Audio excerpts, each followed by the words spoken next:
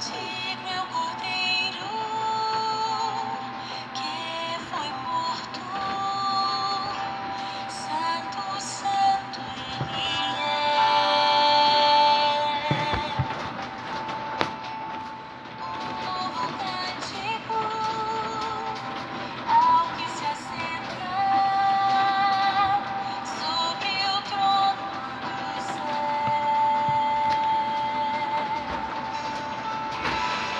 Digno é o Cordeiro que foi morto, Santo, Santo Ele é. Um novo cântico ao que se assenta sobre o trono do céu. Santo, Santo, Santo, Deus Todo-Poderoso, que rege e há de vir. Com a criação eu canto, louvores ao Rei dos Reis. És tudo para mim, e eu te adorarei.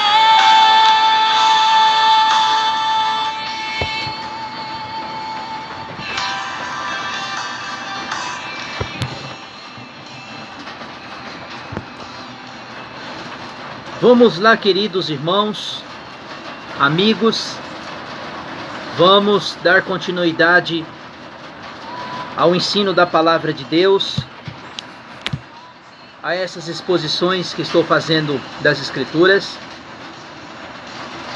Livro do Apocalipse, capítulo 5. Na verdade, o capítulo 5 é continuidade das revelações que o nosso irmão, servo de Deus, apóstolo João, recebeu do Senhor e chegou até nós. Aqui nós vamos ver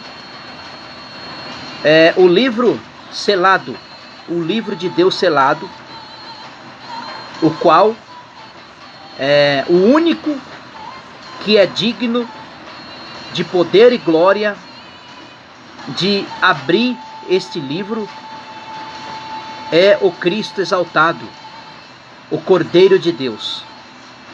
E aqui nós vamos ver a majestade daquele que morreu e reviveu, o Deus Todo-Poderoso, glorificado na pessoa bendita do Senhor Jesus.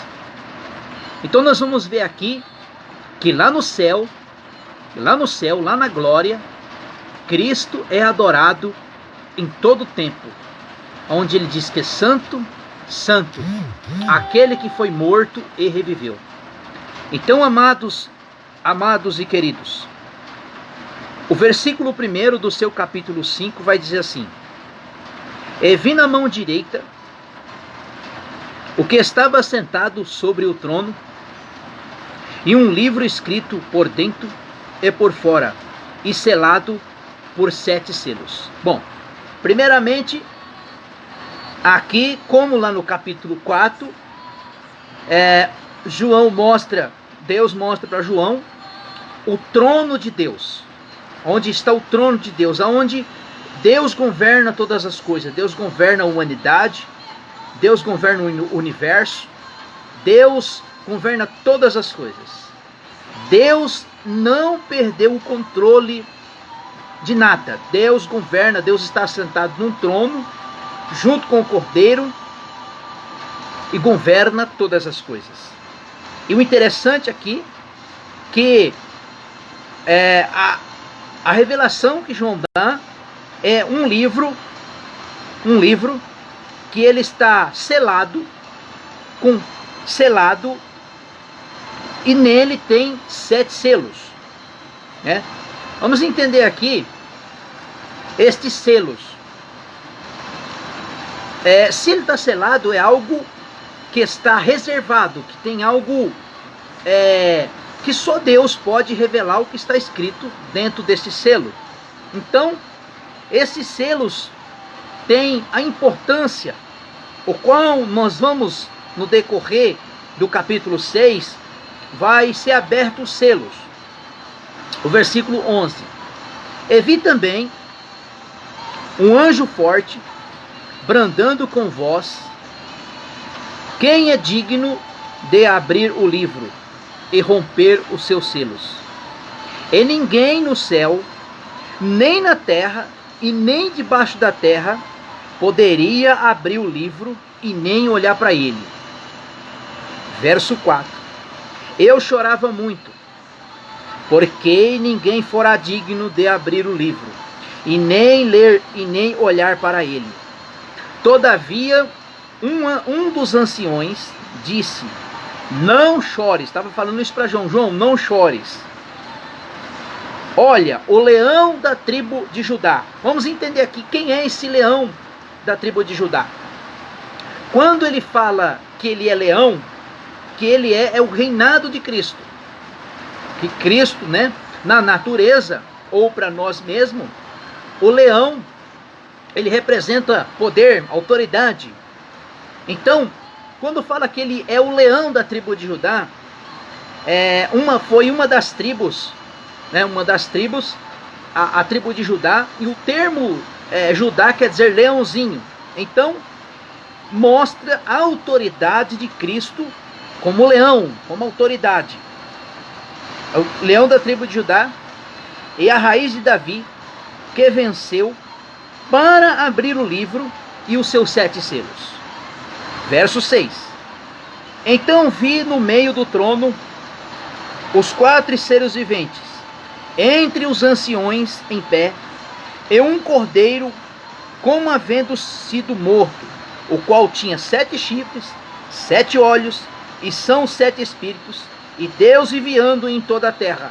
Preste atenção aqui, que João, ele tem a visão do leão da tribo de Judá, e ao mesmo tempo ele fala aqui, né, que ele é da geração de Davi, e também é o único que venceu, que tinha autoridade para abrir o livro e os seus 7 selos. Entenda uma coisa, irmãos, que ao mesmo tempo que ele fala que ele é leão da tribo de Judá, que ele reina para todo sempre, ele também foi cordeiro. Assim como na natureza tem a autoridade do leão, que é o símbolo de fortaleza, de reino, ele também foi leão. Ele foi cordeiro. Que cordeiro é esse? Aquele que foi imolado pela humanidade. Foi imolado por mim, morreu por mim e por você. E este mesmo cordeiro de Deus, que é leão da tribo de Judá, como rei, como majestade, ele está sentado sobre um trono que reina para todo sempre. Esse cordeiro é adorado lá no céu, aonde nós vamos ver aqui que ele é adorado para todo sempre. Verso 8. Logo tomou o livro, e os 4 seres viventes e os 24 anciões prostavam-se diante do cordeiro, e tendo eles uma harpa de taças de ouro, e cheia de incenso, e as orações dos santos. Como nós já vimos no capítulo 4, esses 24 anciões, eles representam as 12 tribos de Israel, dos patriarcas, e os 12 apóstolos. O mesmo versículo 4 diz assim, ó: e logo me tomou o livro, os seres viventes e os 24 anciões prostavam-se diante do cordeiro, e tendo todos uma harpa de taça, e cheia de incenso, das orações dos santos. Verso 9. E cantavam um cântico dizendo: digno é o digno de tomar o livro e abrir os seus selos, porque foste morto, e com o seu sangue compraste para Deus todos os homens de toda a tribo, e língua, e povos e nações. Para o nosso Deus fizeste rei e sacerdote. Que coisa interessante aqui, irmão. Você vê que ele fala da majestade do reinado de Cristo, que Cristo reina sobre todas as coisas, reina sobre no céu, na terra, no universo, ele reina sobre todas as coisas, que ele morreu como cordeiro vivo em prol da humanidade. E o que ele fez quando nós recebemos Cristo Jesus? O que ele fez com nós? Ele nos fez ministros da casa de Deus. Ele nos fez sacerdotes da casa de Deus, porque o nosso irmão apóstolo, o apóstolo Pedro, vai dizer aqui, 1 Pedro,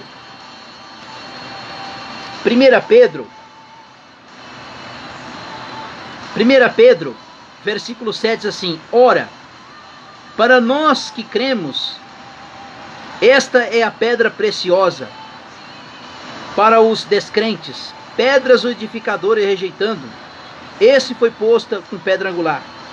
É uma pedra de tropeço, uma rocha de escândalo. Tropeçaram, são desobedientes a palavras que foram destinados.